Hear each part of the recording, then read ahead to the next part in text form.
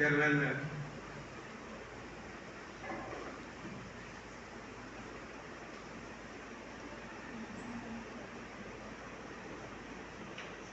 आज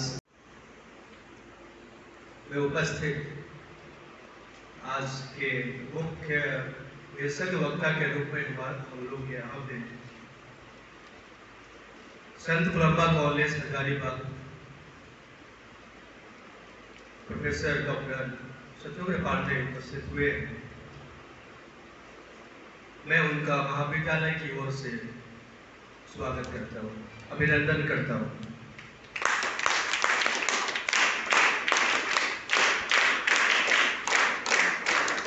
मैं अपने महाविद्यालय की प्राचार्य मैम डॉक्टर ज्योति वालिया मैम का इस विशेष व्याख्यान को आयोजित करने के लिए आपने जो मार्गदर्शन दिया और इस कार्यक्रम को कराने के लिए सहमति प्रदान की, मैं आपका इस कार्यक्रम में स्वागत करता हूँ, अभिनंदन करता हूँ और धन्यवाद करता हूँ कि आज हम लोग एक कार्यक्रम तक आ रहे हैं। अब मैं इस महाविद्यालय के HOD sir doctor Awadh Kishore Singh sir का मैं इस कार्यक्रम में स्वागत करता हूँ।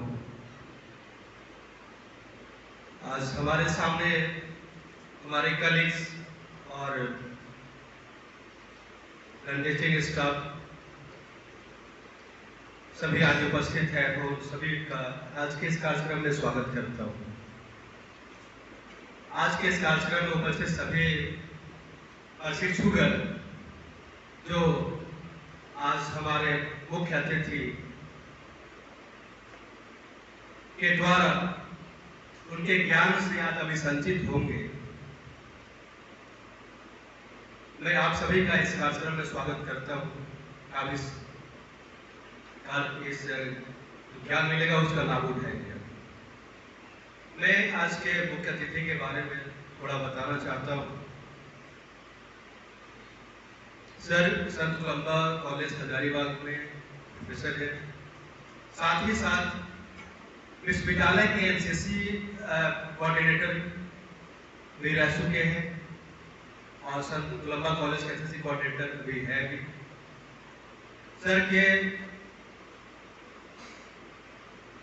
बहुत से बुक जो है आपका वो पब्लिश हो चुके हैं, जो आपको विश्वविद्यालय के इतिहास विभाग का जो आपका कोर्स होता है उसमें सर का बुक चल रहा है, आप पढ़ सकते हैं।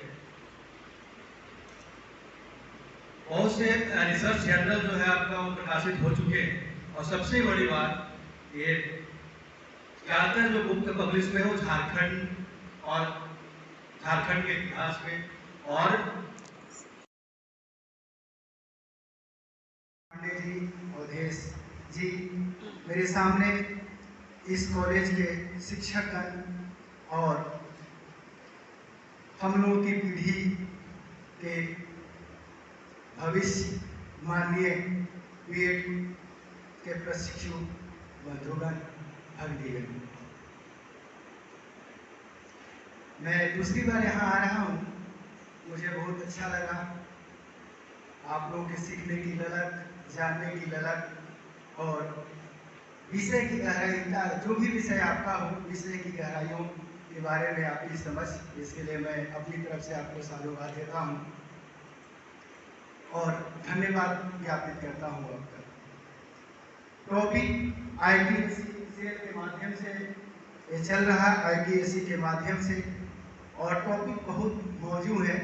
ऑलरेडी हम लोग जो शेड्यूल हमको मिला है उस शेड्यूल के हिसाब से अगर हम लोग देखें तो लगभग 1 घंटे लेट हैं।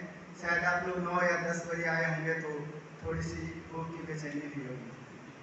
खैर, लेकिन जिस टॉपिक को हम लोग लेकर देख रहे हैं या जिस टॉपिक पर व्याख्यान देने के लिए हमको आमंत्रित किया गया है, ये टॉपिक अपने आप में ही इतिहास है। और जब एक बार इतिहास की लहर चलती है, इतिहास की आंधी चलती है, तो भूख भी मिट जाती है, संवेदना भी निरोहित हो जाती है, अंधकार प्रकाश की ओर आने लगता है। जब अपनी चेतना अपने अंदर जागृत होती है तो फिर हम बन जाते हैं और वह हम जो है वह धरा पर एक स्वर्ग अवतरण का माध्यम बन जाता है, और यही कुछ इतिहास है। मैं जैसा मानता हूँ या मैंने जैसा अध्ययन किया है, झारखंड के इतिहास का सही मूल्यांकन नहीं हुआ है। जब झारखंड के इतिहास का सही मूल्यांकन ही नहीं हुआ हो तो कल्पना करें कि इतिहास के नायकों का मूल्यांकन कैसे हुआ। 1906 में Bradley bird British ICS service का एक अधिकारी छोटानागपुर की जब यात्रा पर निकला और यात्रा के बाद उसने जो विवरण लिखा, उस विवरण में लिखा हुआ है, उस पुस्तक का नाम ही है a little known province of the empire. मतलब ब्रिटिश एम्पायर का ऐसा भाग जो लिटिल नोन है। कल्पना कर सकते 1906 में जिसके लिए लिटिल नोन शब्द का प्रयोग किया गया, अल्प ज्ञात प्रदेश। क्या झारखंड अल्प ज्ञात प्रदेश है? क्या हम अल्पज्ञात हैं? क्या हमारा इतिहास अल्पज्ञात रहा है? क्या हमारे नायकों ने अपनी जो कुर्बानी दिया है भारतीय रंगमंच पर, भारतीय स्वतंत्रता के रंगमंच पर, इस भारत माता को दास्ता की बेड़ियों से, गुलामी की बेड़ियों से आजाद करने के लिए जिसने अपना सर्वस्व निछावर कर दिया हो, क्या वह लिटिल नोन है? क्या वह अननोन है? तो क्या ऐसा माना जा सकता है कि हमारे इतिहास का सही मूल्यांकन किया गया? शायद नहीं। दूसरी स्थिति देखें तो आमतौर पे जो झारखंड का इतिहास है, स्वतंत्रता संग्राम का जो इतिहास है, वह 2-3 तरीकों से लिखा गया। जब हिस्टोग्राफी आप पढ़ेंगे, जानने की कोशिश करेंगे, तो एक उन्होंने लिखा जो मिशन सिविलाइजेशन का प्रसार करना चाहते थे और अपने शासन का प्रसार झारखंड के क्षेत्रों में स्थापित करना चाहते थे, यानी मिशनरी गतिविधियों को संचालित करने वाले ईसाई मिशनरियों ने झारखंड के इतिहास के बारे में लिखा। आप कल्पना करें कि जो मिशनरी भारत में साम्राज्यवादी शासन व्यवस्था के अंग रहे हों, वो भारत को किस रूप में देखेंगे, झारखंड के इतिहास को किस रूप में देखेंगे और किस रूप में उसका व्याख्या करेंगे। दूसरी स्थिति है ब्रिटिश प्रशासकों ने झारखंड के बारे में लिखा। वैसे ब्रिटिश प्रशासक जिनको शासन संचालित करने के लिए झारखंड में भेजा गया, उन्होंने झारखंड के बारे में लिखा। चाहे वह W.W. हंटर हो, चाहे A. डाल्टन हो, चाहे विल्किंसन हो, चाहे कैमेक हो, चाहे चैपवेल हो, चाहे टेलर हो, चाहे जिस किसी लोगों ने। कल्पना कर सकते हैं कि अगर वह झारखंड के इतिहास के बारे में लिख रहे होंगे, प्रशासनिक सेवा के अधिकारी हैं, तो उनको इसलिए लिखने की जरूरत पड़ी क्योंकि यहाँ की भाषा संस्कृति को समझ करके वह शासन को सही तरीके से संचालित करना चाहते थे। और शासन संचालित करने के लिए जरूरी होता है कि उस क्षेत्र की भाषा, संस्कृति और इतिहास को सही तरीके से जाना जाए, समझा जाए। आप कल्पना करेंगे कि वह झारखंड के इतिहास का कितना विवरण से लिखे, क्योंकि वह भी ब्रिटिश साम्राज्य के साम्राज्यवादी व्यवस्था के अंग थे। ये दोनों अंगों ने, चाहे वह ईसाई मिशनरियों के माध्यम से लिखा गया हो, चाहे ब्रिटिश प्रशासकों के माध्यम से लिखा गया हो, वह कितने अच्छे तरीके से लिखे। तीसरी स्थिति आता है कि कुछ एंथ्रोपोलॉजिस्टों ने, मानव शास्त्रियों ने झारखंड के बारे में लिखा, लेकिन वो मानव शास्त्री कौन थे? झारखंड को अजीब दुनिया का निवासी समझ करके उन्होंने उसका अध्ययन किया, यहाँ के ट्राइबल के बारे में, उनकी संस्कृति को लेकर के, और वह हिंसा के बोध से ग्रसित होकर के लिखा गया। और इस हिंसा के बोध से ग्रसित होने के पीछे उनका जो असर था वह मिशन सिविलाइजेशन तो था ही, धर्म प्रचार भी था, या उनकी संस्कृति को अध्ययन करके अपनी श्रेष्ठता को स्थापित करना चाहते थे। ऐसे लोग झारखंड के इतिहास को कितना सही तरीके से लिखेंगे, आप कल्पना करें। और जब उनका कंपैरेटिव स्टडी करेंगे तो उस कंपैरेटिव स्टडी में क्या कुछ निकल करके आएगा, आप कल्पना करें। संयोग से लंबे समय तक झारखंड के इतिहास का लेखन इन्हीं तीनों इतिहास लेखकों के या विचारधाराओं के इर्द गिर्द घूमता रहा। या तो मिशनरी गतिविधियों के इर्द गिर्द घूमता रहा, या तो ब्रिटिश प्रशासकों के इर्द गिर्द घूमता रहा, उनके गजेटियर के माध्यम से घूमता रहा, उनके एथनिक विवरण के माध्यम से घूमता रहा। और तीसरा, जो एंथ्रोपोलॉजिस्ट थे, जो आदिवासी क्षेत्रों का अध्ययन किए, आदिवासी संस्कृतियों का अध्ययन किए, वह उस तरह से विवरण किए। तो क्या इन तीनों विवरणों के आधार पर झारखंड के इतिहास का सही विवरण प्रस्तुत किया जा सकता है? शायद नहीं। और संजोग देखिए कि हम पाठ्य पुस्तकों में भी इन्हीं विचारधाराओं को सही तरीके से पढ़ने की कोशिश करते हैं और परीक्षा की तैयारी में, कॉम्पिटिटिव एग्जामिनेशन की तैयारी में इन्हीं चीजों को पढ़ते हैं।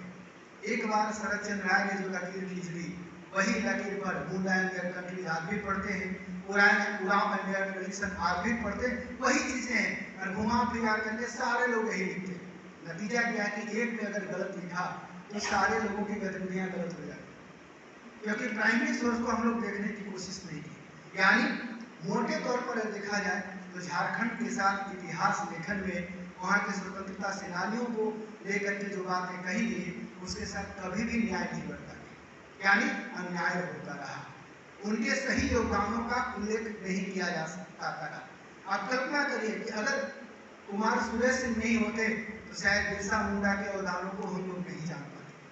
कुमार सुरेश सिंह नहीं होते तो शायद गया मुंडा और उसकी पत्नी मती मुंडा के अवदानों को हम लोग नहीं जान सकते। तो कब ये चला? आज़ादी के बाद। आज़ादी के बाद 60, 70 और 80 के दशक में जब इतिहास लेखन की कई परंपराएं आई तो कई ट्राइबल नेताओं को उभार करके लिखा गया, तब उनका विवरण उस तरह से सार्वजनिक होता है। लेकिन वह भी पर्याप्त नहीं, वह अभी एक पक्षीय विवरण है, वो अभी झारखंड के नायकों का समूल विवरण नहीं कर पाता। इसीलिए व्यापक परिप्रेक्ष्य में झारखंड के नायकों के विवरण को अध्ययन करने की जरूरत है, उनके योगदानों को जानने की जरूरत है, उन्होंने क्या किया। और ऐसे जानेंगे कैसे? आप भावी भविष्य हैं, कल टीचर आप बन करके जाएंगे, उसके बाद आपके हाथों में देश के सृजन का, देश के भविष्य के निर्माण की जवाबदेही होगी, क्योंकि आप प्राइमरी, सेकेंडरी और हायर एजुकेशन के बच्चों को पढ़ाएंगे। तो जब आप रिसर्च नहीं करेंगे, आप सही तरीके से व्याख्या नहीं करेंगे, तो आप सही तरीके से जानकारी नहीं ले पाएंगे। इसके लिए जरूरत है कहाँ तक जाने की, लिखित ट्रेडिशन के अलावे जो ओरल ट्रेडिशन उनके अध्ययन करने की। म्यूजियम में जो दस्तावेज कैद हैं, जो धूल, आप उसके रिकॉर्ड को आप डॉक्यूमेंट्सों का अध्ययन करेंगे, तब आपको आभास होगा कि Jharkhand little known province of the empire कभी रहा ही नहीं।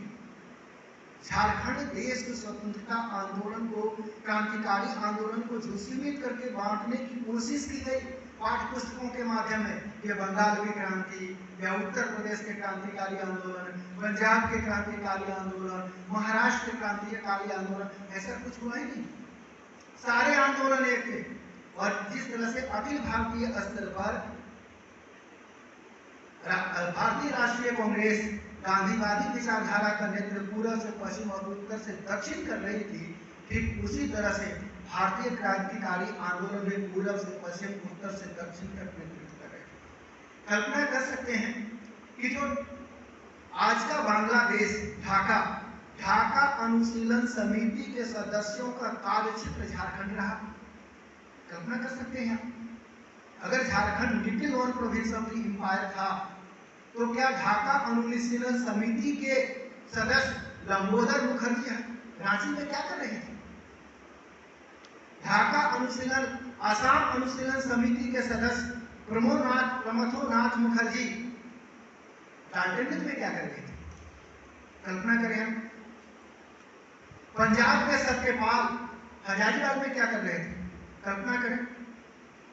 उसके बाद सचिंद्रनाथ सान्याल, क्रांतिकारी आंदोलन का अग्रदूत पितामह कहा जाता है। सचिंद्रनाथ सान्याल का नाम आप लोगों ने सुना होगा, जिसने बंदी जीवन लिखा।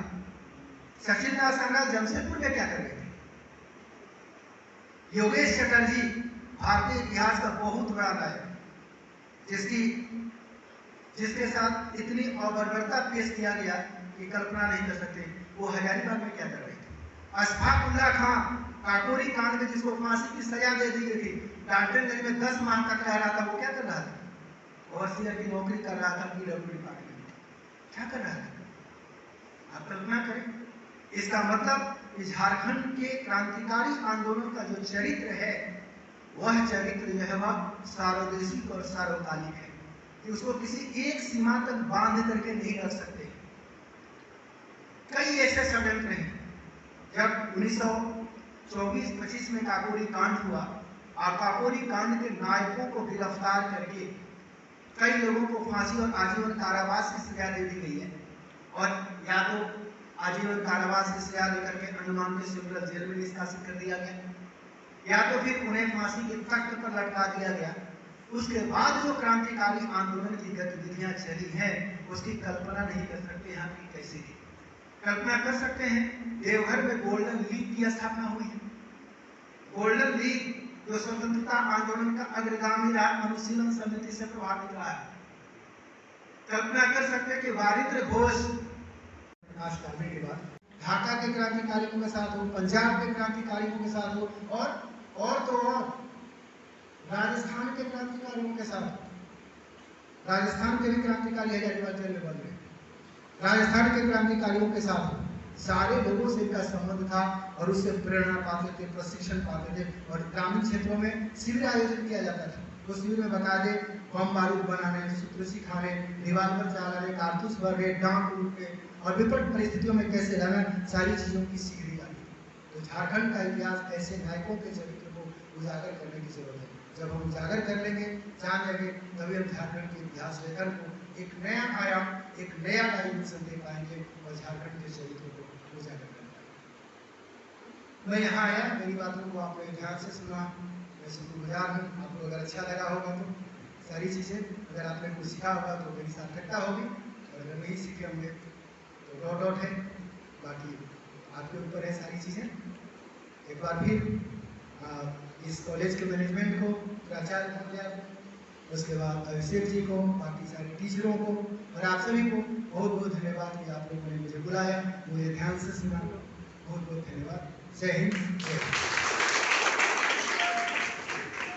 Chairman Ma'am, Dr. Vandana Kumari ji, Chairman Sir, Shri V.D. Thakur ji, Management Member, Director Sir, Shri Nirmal Thakur ji, all the teaching fraternity present over here, and under the guidance of our Chief Guest, Dr. Shatrughan Kumar Pandey ji, we really are enriched today. I was sitting there, but literally each word and each experience of the freedom fighters right here in Jharkhand, whatever happenings have been done so many years before, the drama was created again in front of my eyes. मुझे लगा कि वो पल, वो क्षण जो हाल जो हमारे स्वतंत्रता सेनानियों का हुआ, जो भी यातना जेल में और बाहर उन्हें दी गई, उसको सुनकर, उसको महसूस करके आज मेरे रोंगटे खड़े हुए हैं। सर, आपके वक्तव्य से मैं धन्यवादी हूँ सर, कि वो कल्पना जो हम शायद सिनेमा या किताबें या इस तरह की जानकारी से कर पाते हैं, लेकिन आज जो primary data of research sir ने हमारे समक्ष पेश किया है, उससे वो काल को हम जीवंत कर पाएँ। और सर, मैं समझती हूँ कि आज की जो यंग जनरेशन हम लोगों की है, जिसे जनरेशन Z भी हम लोग कहते हैं, राइट, तो आप लोगों के लिए ये जानना, ये महसूस करना और भी ज़्यादा ज़रूरी है। क्यों? क्योंकि कहीं ना कहीं सूचना क्रांति में जो बदलाव हुए हैं, we all are updated, isn't it? But are we updated that जिस जगह पर हम खड़े हैं, जिस भूमि पर हम खड़े हैं, वो किस चीज़ का साक्षी है? यहाँ क्या क्या घटनाक्रम हुए जो कि कहीं ना कहीं हमें विश्व या भारत के जो पटल है उस पर लेकर आए।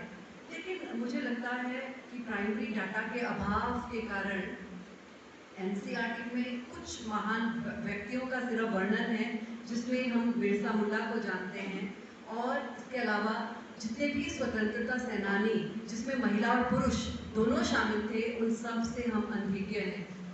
तो ये हम सबकी नैतिक जिम्मेदारी बनती है कि जब हम यहाँ पर हैं, यहाँ की उन कहानियों को जो कि शायद आपकी दादी नानी ने भी आपको सुनाई होंगी, और वो सभी घटनाएं, वो सभी डाटा, वो सभी रिकॉर्ड को हम एकत्रित करें, जिसके लिए आई थिंक आपकी सर तारीफ मैं करूँगी, काबिल तारीफ है आपका रिसर्च वर्क, आपकी किताबें, जो कि शायद मुझे भी पढ़ने का अब जो है वो मौका मिलेगा। मैं एक बार चाहूँगी कि सब लोग जो है मिलकर जोरदार सर का अभिनंदन करें, क्लैपिंग करें।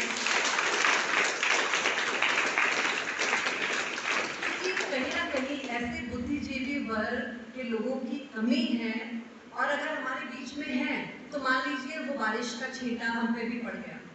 कहीं ना कहीं आप में से भी ऐसे बहुत सारे रिसर्चर अब निकल कर आएंगे इस क्षेत्र में, जो कि झारखंड की अनसुनी, अनकही गाथाओं को वैश्विक पटल पर लेकर आएंगे। तो एक लोकगीत के साथ मैं कहना चाहूँगी, NCERT क्लास 8 की बुक्स में इसका वर्णन है कि अंग्रेज बहादुर आइन मुल्क लई लीनो। अंग्रेज बहादुर आइन मुल्क लई लीनो, मतलब अंग्रेज बहादुर, अंग्रेज सैनिक, अंग्रेज अफसर आ गए हैं और अब वो हमारा मुल्क, हमारा देश, हमारी कौम को छीन लेंगे। तो देखिए, आज जिस सूचना क्रांति की हम बात कर रहे हैं, पहले के समय में तो ये सब नहीं था। तो जिस तरह से सर हमको बता रहे थे कि कैसे सब एकजुट हुए, कहाँ पर प्लानिंग की जाती थी और एग्जीक्यूशन कहाँ पर होता था, राइट। काकोरी कांड में सर ने बताया जिस तरह से जो भी गोला बारूद कारतूस जो है चोरी हुए और वो कहाँ कहाँ मिले, हाँ हमारे ही आसपास क्षेत्रों में मिले और उनका यूज़ भी हुआ, ठीक है। लेकिन उस समय सिर्फ, आप जानकर हैरान होंगे, जो पारंपरिक वाद्य यंत्र हैं हम लोगों के, जिसमें नगाड़ा, मांदर आता है, सिर्फ इन्हीं की धुन से लोगों को एकजुट, एकत्रित किया जाता था और आंदोलन को आगे बढ़ाया जाता था।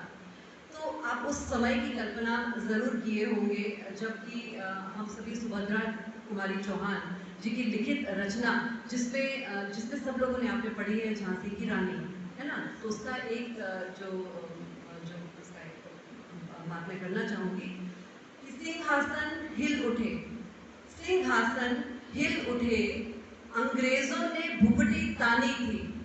सिंहासन हिल उठे, अंग्रेजों ने भुपटी तानी थी। चमक उठी सन 57 में, वो तलवार पुरानी थी। चमक उठी सन 57 में, वो तलवार पुरानी थी। तो इसका एक शब्द मायने रखता है, क्योंकि बिल्कुल सही सुभद्रा कुमारी चौहान ने कहा था कि वो तलवार पुरानी थी, 1857 की नहीं थी, नई तलवार नहीं थी कि 1857 में वो गढ़ी गई, क्योंकि वो गढ़ी गई उससे 26 साल पहले झारखंड की भूमि पर। क्या आप जानते हैं उस आंदोलन का नाम? कोन विद्रोह।